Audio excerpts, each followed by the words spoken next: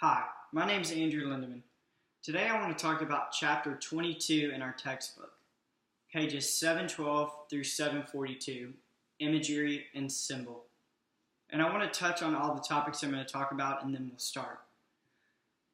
So the first is going to be image, the second is going to be symbol, the third is going to be conventional association, the fourth is going to be iconography, the fifth is going to be literary symbolism, and then the last but not least is going to be allegory and parable. So let's start. Image. Image is the literal representation of anything described, the way it looks, such as our five senses: sight, sound, touch, smell, and taste. My example of that would be fruit on the sand. Symbol, that's our second topic. Symbol is an image that stands for or represents beyond the thing itself.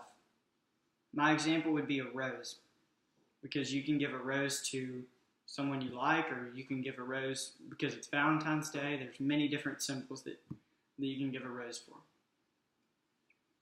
Conventional association. An association made so frequently that one thing has come to traditionally represent the other. And my example of that would be a dove. A dove would equal peace, or a shooting star would equal a wish. Iconography. When one symbol always engenders certain meanings. Example would be skull and crossbones equals death. Literary symbolism. Symbolism that is created through the context of a poem. An example would be a cat's bowl represents death and sorrow in the context of Jane Kenyon's poem, The Blue Bowl. Allegory and parable. They are related to symbol and are both extended narratives in which people, places, and things function, somewhat like conventional symbols, directly representing such attributes as good, evil, redemption, hell, and heaven. One of the most famous poetic allegories is Dante's Divine Comedy. A parable like the fishes and the loaves from the Gospel of Matthew in the New Testament is usually an allegory, but also a teaching tale with morale.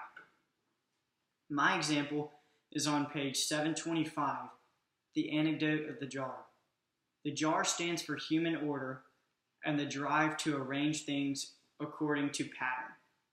However, nature in Tennessee can be seen as an unfathomable force, much larger than humanity, which humanity nonetheless feels must be overruled and ordered. My example explains the allegory and the anecdote of the jar is good because it gives human order. My example for parable is on page 744, the poem Lady Lazarus by Sylvia Plath, a sort of walking miracle. Luke 16 illustrates that this is a spiritual lesson.